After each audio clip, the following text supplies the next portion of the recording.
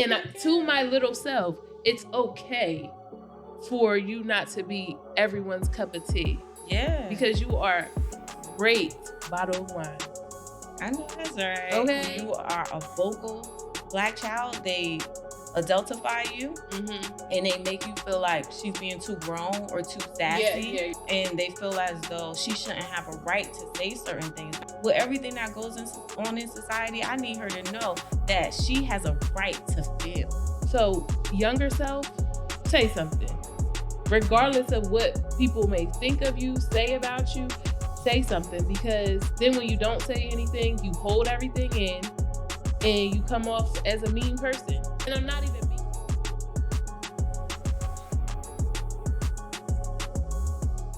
We're back at it. We was talking about suburbs versus city living, Mhm. but I came to appreciate and love living in the suburbs now because I think it's very important for my mental health Mhm. and like just that pace of just relaxing in my nervous system. Like I will say there were certain things. There's pros and cons of living in both places. Pros of Yes, absolutely. yeah, and so for where my life is right now, this is perfect for it. So it just took some getting used to. Yeah. Now, I would say I love to work in the city. Mhm. Like, I literally love it, Mhm. but I don't want to live there because I'm so used. I grew up in a home Mhm.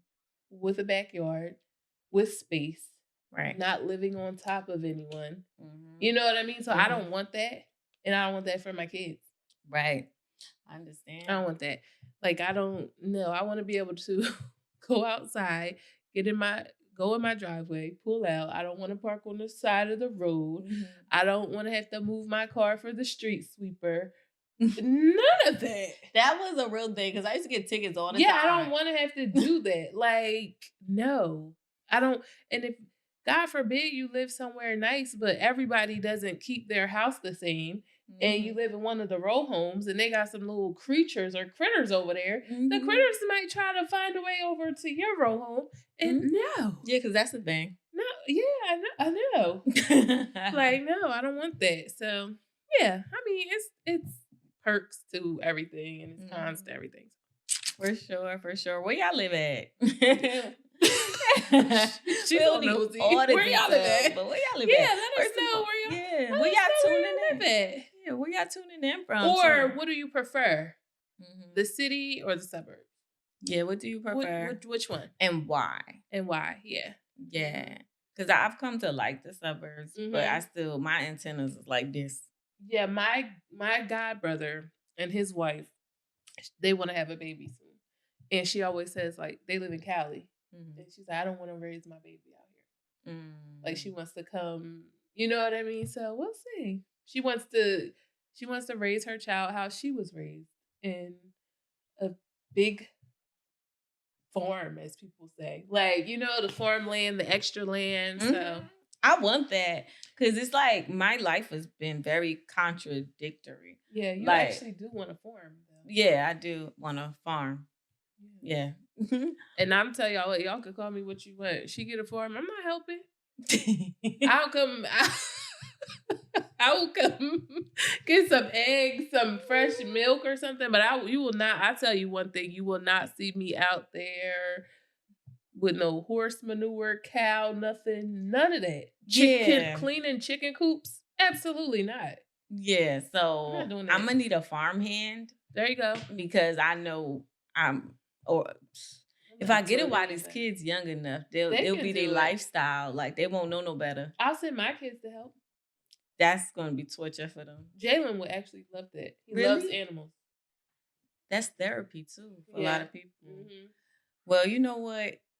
I'll tell you why real quick. Story time. So before I moved to the city, my great grandfather had land and our houses were right next to it. And he had like a garden for the whole community. It was the suburbs. It was gonna let the ice do what it do real Ain't quick. nothing in there. That's crazy. But it was in Morganville, a street named after him and everything. That was a hardworking man. But so in that town, when I looked on the census, it said it was the colored settlement. That's crazy. This was like the 50s, 1950s. It said the colored settlement. Anyway, that's where all the black people lived in Marble Township. And so it was like a chicken coop back there. It was country to me. But we all went outside and was able to play. It wasn't like super close to a highway, like where we live right now. There's so much that was built out that you can get in and out of town so quick, right? I feel like in that area, it was so suburban that it's gonna take you a while before you get off our land to be able to do that. So that's further down, like where I'm from. Like that's further down there, even further, because we're further away from like the highway. Yeah, it takes a long time to get anywhere. Yes. So y'all, yeah. I said there's black people down here.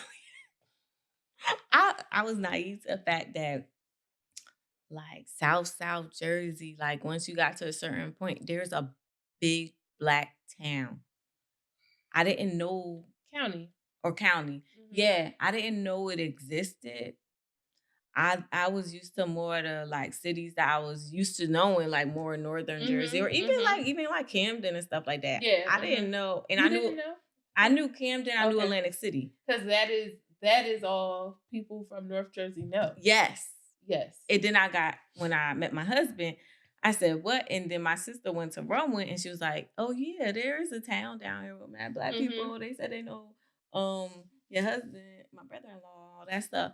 And I'm like, I rode there one time. Y'all, I was riding past cows. I was riding past horses. Then I got to this town with mad black folk. I said, this is a diamond in the rough. You know what I hear a lot, or what I have heard a lot from city people, that aren't. I'm about to sneeze. They always say, "I hate New Jersey." Right? I hate New Jersey because if you want to make a left turn, you got to go right. You gotta go right to go left. So that's not here. Like when people who aren't from New Jersey think of New Jersey, they think the whole New Jersey is like that. South Jersey is not really like that. It's a whole different state. I had somebody tell me it was like West Virginia. And I told my mom. My mom lived in Philly. Like her family's in Philly. Like her grandma, her aunt that raised her, and stuff like that. So I'm like, Mom, such and such said coming here is like coming to West Virginia. She was like, yeah, I can see that. I'm like, but Mom, you live here. She's like, I can see that. Yeah, it's different. It's a different vibe. Yeah, it is. But I learned to appreciate it. I learned to love it. It just took some time to grow on me because I wasn't. But it made my husband's reality make a lot more sense because I used to be like, this guy, he hate driving in the city. He said, I ain't raising no kids in the city and all this stuff. I'm just like, okay. And I'm complete opposite. I don't mind driving in the city. I think I get that from my mom. Maybe Dom pulled over. It's like, you about to drive. Like middle. What's so bad is when you constantly drive back and forth, especially to Philly, the moment you get over that bridge, you act like them people on the road. You better, or else you're going to be stuck. Like, you get that road rage. There's this thing that they say D-head. I'm going to just say it. They be like, dickhead. Right? And in my mind, I'm like, what dickhead? Like, I be so mad. And my one friend, he be like, Josh, you always get road rage when you get into Philly. What is wrong with you? I'm like, it's y'all, man. Right. It's not me, it's y'all. Right. But yeah, I'm just blessed to be able to travel and just be able to move around. Right. That's wild. All right, our topic. Wait, did we answer all of our check-in? My check, I'm good. That's the check-in. Yeah, I think I'm good too. You did your check-in. I did. You were just turning into like 25 minutes. But yeah, we're good. I'm good. I'm good. All right. Okay, so we're gonna dive into our topic then. Mhm. So our topic is, what would you say to the younger you? Like looking back, if you could give her any advice, any words of wisdom, what would you say? Mm. Yep, we starting with you. Don't be glancing over here. I see you looking over Because here. I feel like we had this conversation. Like you gonna start, but I'm gonna start. Okay. What would I tell the little Josh? I would tell her, do not. No, I would tell younger Josh, it's okay to say something. It's okay to say something.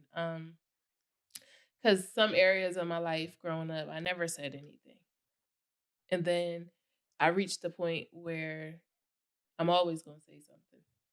And I have gotten criticized for that. I have gotten, um, you know, that, oh, we don't want Josh around because she always has something to say, right? With them not even knowing that why I feel the need to now say something. Because nobody knows when I didn't say anything and what I went through when I didn't say anything as a younger child.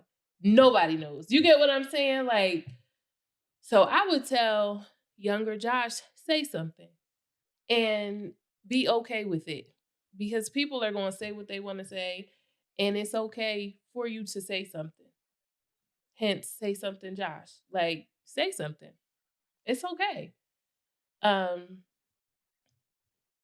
a lot of the naysayers and a lot of how people used to look at me and judge me bothered me a lot because it was like, I'm damned if I do, damned if I don't. Right.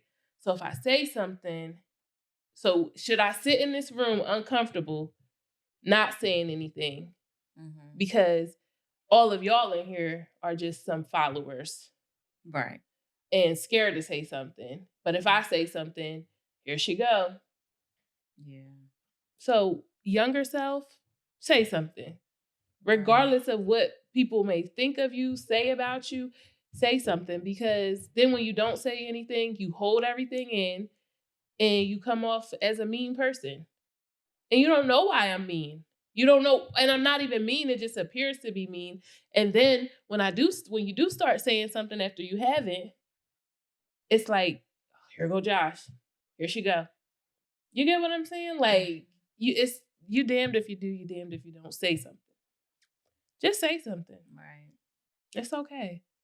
People gonna talk about you whether you say something or you don't.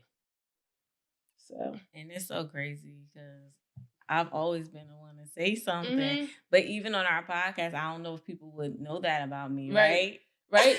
Because Mhm. one thing I would do is say something. Mhm. And from a little girl, I was like that because the different experiences shape us, right? Mhm. And so from a little girl, I was definitely that person, and it got me in a lot of trouble.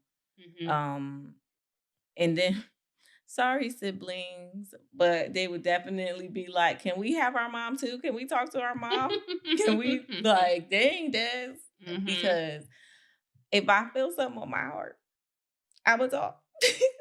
Like, Yeah. and I'm a protector. I think I got like that after my dad passed away. So it took something happening to kind of be your Something trigger. even more traumatic happening. Yeah. For me to like be like, I'm saying something. Yeah. Y'all not gonna shut me up. And maybe, and in my mind, maybe it was God taking my dad with him, but leaving his spirit in me. Because my dad was like a no nonsense. Like he gonna say something every single time. My mom to this day, she'd be like, "You get your mouth just from your dad," because I'm gonna say some Jace. Yeah. Jace has to say something, Yeah. and I'm never gonna make my son shut up. Now, what I'm gonna teach him is learn how to say it. It's all about delivery. But I'm not gonna make him shut up. I'm not gonna make any of my kids feel uncomfortable like they can't say anything. But what I am gonna now, let's pause because now I'm gonna tell them when they're wrong. Right. And I'm going to try to make them understand from everyone's point of view. Mm-hmm. But say something. But don't talk while I'm talking. Just wait your turn. We're going to have some respect with yes, this. but say something. I'm not going to ever shut my kids up. And I'm not saying that I was shut up. It was just for a long time, I just didn't say anything. Like just when I told y'all, when I woke up, I didn't get up immediately. When I started saying something, I ain't never shut up. And everybody can't take that. And to my little self, it's okay for you not to be everyone's cup of tea. Yeah. Because you are great bottle of wine. I know that's right. Okay? You are that good wine that the people want to have. Like, so it's okay not to be everyone's cup of tea. Everyone will not be able to take you because you have a spirit over you that interrupts evil spirits, disturbs people's insecurities. And it's okay to be you. Don't stop that. Don't block that. I had some teachers when I was in middle school, they saw it. Yeah. Like to the point where I graduated 8th grade, they created a leadership award. This one teacher, Mr. Jenkins, he passed away. He saw it. Yeah. While other people and other teachers, because adults could be petty too. They like, this girl always running her mouth. Mr. Jenkins saw, yeah, she running her mouth, but that's a leader right there. So, girl, younger self, to my nieces, to my little cousins, say something. Keep saying it. And every door you walk in, own it. I know that's right. Mm-hmm. That's real in my household because I got a little me. You do. And the teacher, because I'll be playing about my daughter. Because exactly what you said, like I feel like I gotta be her advocate, but also discipline her as well. And so I find myself, everybody's raised different because we could go into different settings, even like different family members may feel as though like stay in a child place. Like, no, she has a feeling right now. And she's allowed to let it out. She's not allowed to be disrespectful about it, but she's allowed to let it out because I will not silence her. Because same thing, things that I went through, we're not going to silence them. Especially not a little girl. We're not silencing her. Either or. Yeah. Yeah, because things happen to both genders. So, but I feel like boys, they give them more grace when it comes to speaking up. Like they I don't think so. Not you don't think black they promote boys. that? Not I feel like boys in the school system. Well, I'll be honest with you. I feel like black boys in the school get more grace than black girls. I feel like boys, period.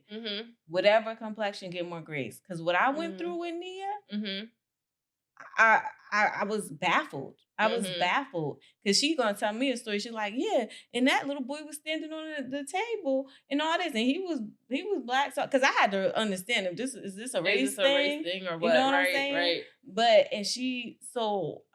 I was just say from that experience, when you are a vocal child, black child, they adultify you and they make you feel like she's being too grown or too sassy. Yeah, you're right. You know what I'm saying? And she's just speaking her mind, and they feel as though she shouldn't have a right to say certain things because she's a child.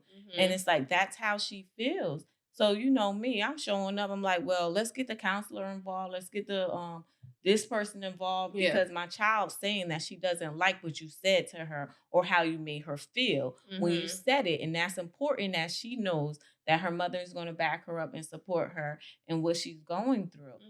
Little brown girls, they don't always treat. That's so crazy. They don't treat you said them. Little brown girls, because in my head, I had the topic. Little brown girl. Yep. Yeah, for real though. Like that, this has been an uphill battle for me raising a little black girl. And my daughter, she's much darker than me. I know y'all see me yellow. My daughter's much darker, and I want her with everything that goes on in society. I need her to know that she has a right to feel. You know what I'm saying? Because that's how I feel like we get that stereotype of angry black woman because they don't allow us to feel. You always got to be strong. Yep. And it's like, y'all not doing that to my daughter. Right. So, and I had some great people who understood Mhm. at the school, who listened to me, and who did exactly what that one teacher for you did, where they're like, well, we'll give like Nia certain things to do, keep her busy, Mhm. keep her, let's lean into her gifts a little bit more Mhm. because she does have something to say. Yeah, she needs to be class president. Yeah, she Mhm. needs to do it Mhm. because she's gonna fight for them kids. Mhm. And I told them that I said, I understand every fight is not hers, but you don't know what God is building up my daughter to be. So let's work Yes. together to figure out how we could position her rather Absolutely. than silence her. Mhm. So like I get it because I I understand that. yeah, I need Yeah. my relationship with my daughter Yeah. to be where she could feel comfortable coming to me with certain things and talking to me about certain things Mhm. and then go in society and stand up for what she feel is right. Yep. Like we not Yeah, and she's gonna have to learn. yeah. And we are the type of people. If she's not around and I hear her say something, I'm a Mhm. corrector, and it's just Right. like, um, Nia, what you said, your feelings are valid, Mhm. but let's say it this way next time. Exactly. You know what I mean? Like, Yeah. and I would expect the same with my boys. So it's just like we are a village. Mhm. And we do need to get back to that, allowing others in our community Yeah. to discipline and to correct our children. Yeah. We do need to get into that. How do you feel, or do you feel like with the growth in society that maybe like I don't want to say all Black people not the same no more, but maybe that's why, because it's like we want that, but everybody don't act like Everybody's us. not everybody doesn't act like that, but like us, but that's not going to stop me because Right.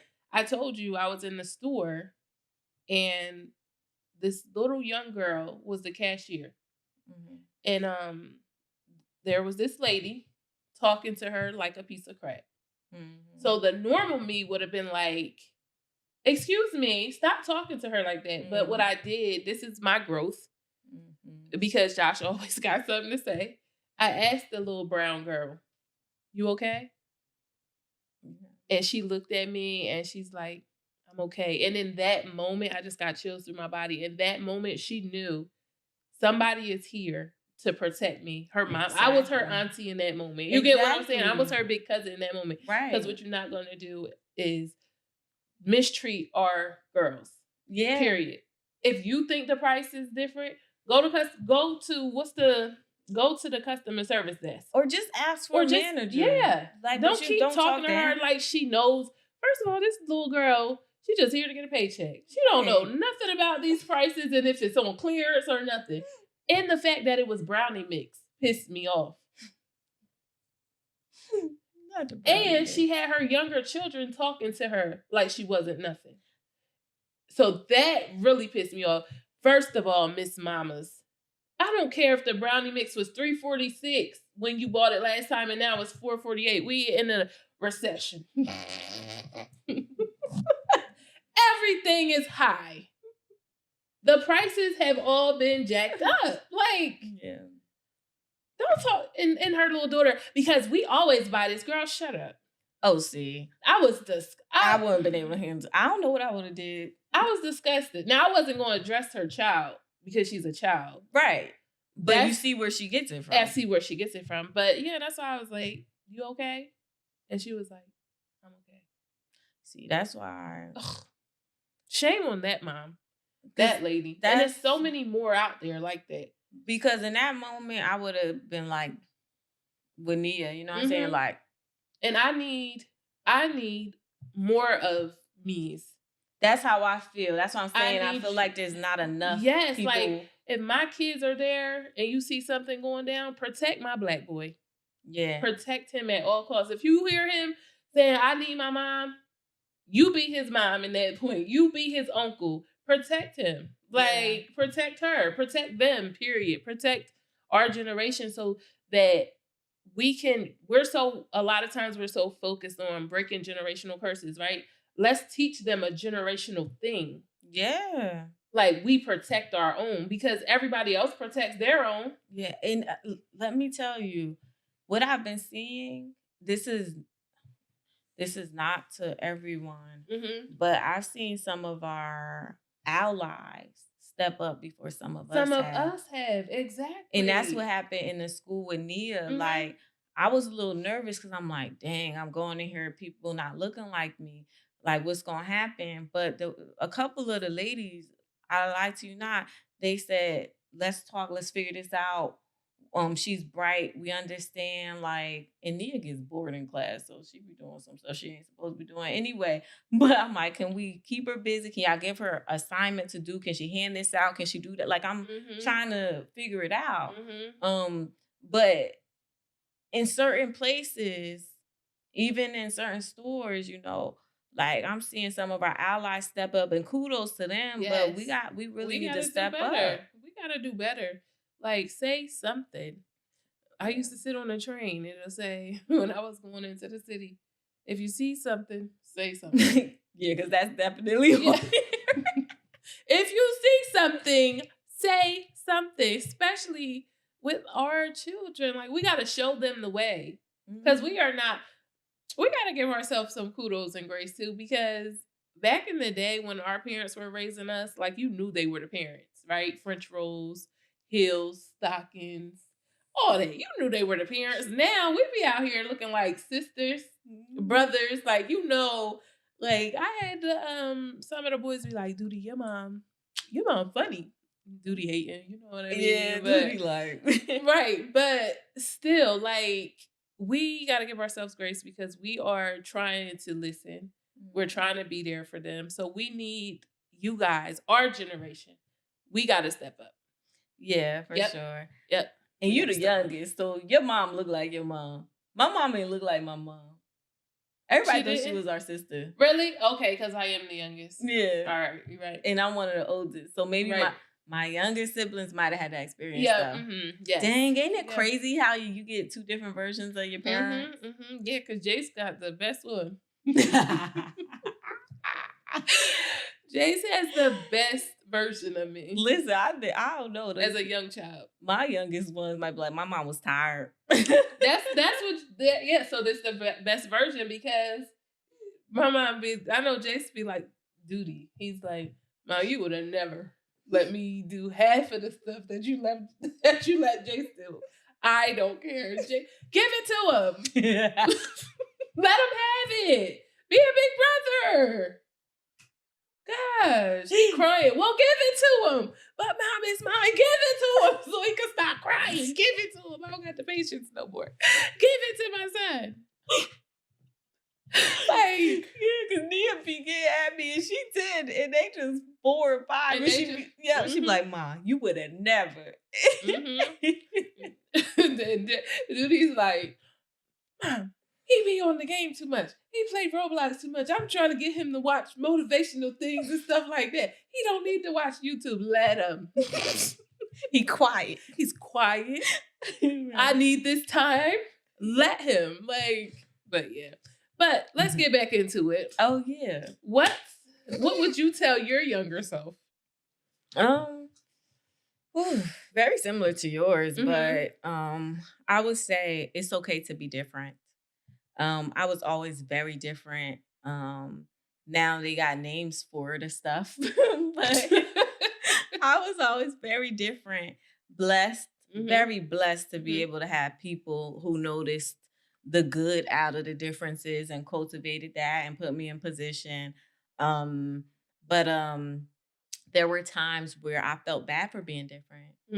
Yeah. So it's like, you in school, you look cute, you know what I mean? But you're real smart too. And it's like having trouble finding your place. The balance. Yeah, the balance, attracting the bad boys and all of that stuff and just not embracing certain things. I always felt like the black sheep. And so it was just hard to balance. And then I was also very friendly. I love people and stuff. And it was just hard all through life to balance it and people to also look at you like almost like a token too. And then I felt like I disappointed a lot of people. Yeah. It's like you spoke in other podcasts, like they put you up here and then it's like, you did what? And I was very active in my community. And so I felt like I disappointed a lot of people when I became a teen mom. Yeah. And Yes, Lord. yeah, and so I had to accept what I decided to do, but God kept positioning me, kept positioning me. It wasn't easy. It wasn't easy. So not even if I could add to it, also forgiving myself. Mm. Dear self, younger self, forgive me. Yeah. Give yourself grace. I had to give myself grace because I carried a lot more than I should have. Mm. And I should have put certain things down sooner. And I think that's why I am how I am now, Mhm. because I finally kind of just came to, well, years ago, I came to my senses about certain things. Mhm. I own who I am. I understand what I bring to the table, Mhm. but growing up, it was an odd situation to be neurodivergent. That's the new word, y'all, if y'all ain't know. Neurodivergent, but also in all of the smart classes. Like they put me in a smart school. So they plucked me out. They made me take this IQ test and they put me in a school with other kids because I was always like performing very high. Um, but also with that, being with a bunch of other smart people, you just all Yeah. smart. Yeah. And then when I got to high school, we had about 3 or 4 high schools, and I went to the regular high school, but I was in all AP classes. Cool, but I told you about our block scheduling. Mhm. I go from 8 periods to block scheduling. The neurodivergence was happening. Y'all don't be sick. So I got this little thing. I'm talking right now, but I got this little thing. It's usually in my pocket and stuff because I need something else happening at the same time to keep me focused and on topic. And so I learned how to balance. I learned that it's okay to be different. I learned what my superpowers are. I learned what resilience is. Mhm. But forgiving myself younger, know that God has a special place and a special thing that's just for me in this earth. Mhm. And it's okay to have been all these things at At once. once. Yeah, it's okay. Yeah. It's okay to be different. It's okay to be that unicorn, that black sheep. It is. And I always felt like that and just having like girls as friends, I always felt like that cuz I think on a previous podcast I said that I'm a girl's girl, but I lied. You became a girl's girl. I became a girl's girl. I a girl's girl. I've always been a guy's girl. Mm. Like I could sit at any table with the guys and Hmm. chop it up. Right. I can like right now, and still to this day, I'll go to my uncle's. I told you my uncle got his man cave Hmm. outside. I just pull up a seat and just sit there and chill. Whether my girl cousins are there or it's just all guys in there, it doesn't bother me. Right. So to my younger self, it's okay to be a guy's girl. Yeah. It's definitely okay. We are so similar. It's okay because It's I can. crazy. It was always easier for me to talk to the be with the guys. And Mhm. then you got girls looking at you like she just like them. She just fresh. No, it's just y'all weird. Y'all weird. Y'all don't stand for nothing. Y'all followers. And we over here, we all alphas over here. So I gotta hang with them. You know what I mean? Because I was always taken as the mean one, the mean person. And now I know that I can be mean, but it's still not mean. It's stern and it's direct. And I am unapologetic for how you guys are intimidated about how I speak and Mhm. how confident I am when I speak, when I grab a chair at that table that y'all have no idea how I got there. And y'all would not be able to get there the way I did. Girl. And it has nothing to do with anything but who I am. Yes. Unfearful, unmasked, unfiltered, unapologetic. I'm going to get to any table I want to get at and I'm going to sit there like, hi, my name is Jocelyn. Mhm. I'm not scared. So, dear young self, don't be scared. Do not be scared and do not worry about what people think of you when you get to tables, when you open doors that they thought you were never supposed to open. Yeah, and that's their problem. And that's a them problem. Yes, it is, because God will take your resume off the table and put his. Okay? Because, like, not for nothing. You know, I'm still in school. People still wondering how I got as high as I am. Been there. As far as I am. Been there. Don't worry about it, God. But God, I'm like that. Yep. I be telling my boys, like, I'm like that. I don't like, I don't play around. Like, if you want something, go get it. I'm sorry that I'm not sorry. Sorry, not sorry. It's either in you or it ain't. It's in me. You better say that. It's in me. Because I definitely, when it comes to that, we come from the same cloth. Because I never looked at an opportunity and said, I can't. I'm unqualified. Or I'm unqualified for that. Because I used to, like, I be mentoring a lot of my coworkers and just trying to encourage them and teaching them how to flip what they've been through to become their superpower, because I feel like it's not enough representation of that when it comes to the corporate side, you know, because they will tell you you're not qualified. Because I worked so hard, and people who didn't know what I brought to the table, they just from the outside looking in, like asking the same questions. Well, how did I could teach you, I could show you, you know, but don't question what God has for me, because you have no clue what I've done and what I'm capable of. And so when I initially got to director level with no college degree, they was like, whoa. Yeah. She must be a DEI hire. Girl, that's the first thing they go to. But they didn't know is, just for some context, I started in a startup, a health tech type of startup in clinical research. But they didn't realize who was at the table, who was at our bid defenses, getting these contracts and working with them and restructuring the company and what I bought. And so when we got acquired by a larger company, and they're like, oh shoot, she did that? Like, and they looking at my resume like, well, where the MBA?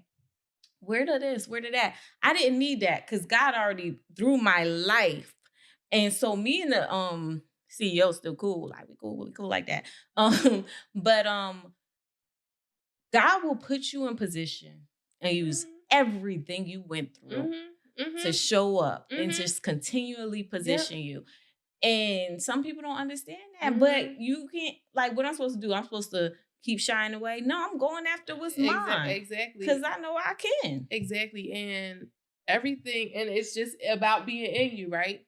Because I'm not afraid. One thing that we were taught growing up is that you're supposed to stay at that one job and make a career out of that one job. Job hopping is unfavorable in the Black community. That's a whole nother topic, and we're gonna get into that. Yeah. But what I'm gonna say is that I knew that where I wanted to go required that. So while the naysayers was like, oh, she only staying at this job for 2 years, or she only staying at this job. Okay, because the level I want to go on, the experience that I need when I sit at that table to tell them why I'm overly qualified is because I'm gonna say I was here, I was there, I did this, I did that. And my story different. My story is different, but same outcome. Yes, exactly. So, and through no matter how far either of us got or where we're at right now, people will never see the struggle of what it took us to get there. Like, I'm telling you, when I worked at this one place, it was a struggle to go there every single day. And I literally, God could strike me down right now. I would be like, every day, get out my car. This is not my stop. It's my step. This is not my stop. This is my step. I still say that to this day. This is not my stop. This is my step. So little Josh, none of this is your stop. Even with the things that transpired, not your stop. Your dad passing away, not your stop. I could have stopped. And then my life would have just went, because I've seen people stop and allow that to break them. But no. Let me tell you, because I've had moments of, I want everybody to know that it's okay to have moments where you don't feel strong. Absolutely. Yeah, like I be it's okay. crying, y'all. Yeah, it's okay to have the moments. It's just remembering Who you are. Yeah, and allowing God to kind of work with you through that to get back in rhythm with him, you know what I'm saying? But yeah, God did his big one with us. He did. But He's doing. Yeah, continually. Yeah. Continually. Mm-hmm. And you just can't forget who you are. Yeah, or where you came from. Mm-hmm. Because even though I can't go back to talk to myself, like in the physical realm, there is another little Josh out there. Yep, and that's why we here. Another one that went through some things, lost her parent that she was the closest with, pregnant, teenage pregnancy. You get what I'm saying? Like not understanding like why certain situations are not working the way you wanted them to. Dealing with men or a man that you know is not right for you, but you're not thinking about yourself, you're thinking about your children. So there is little me's out there. There are little yous out there. And I need y'all to hear this. It's not your stop, it's your step. And there's some grown us's out there. There are. Yeah, no, seriously. Yeah, yes. And it's not okay. Your stop. It's your step to get to where you want to go. It's levels to it. And we all arrive at different times, and it's okay. And I don't care if you're younger than us or older than us, don't let anybody make you feel like you're not where you're supposed to be at this current moment. You are on a journey for yourself. It's you and the clock, not you and your clock versus my clock, not her clock versus my clock versus your clock. Nope. You. It's just you. Every day is you versus you. A better version of who you were yesterday.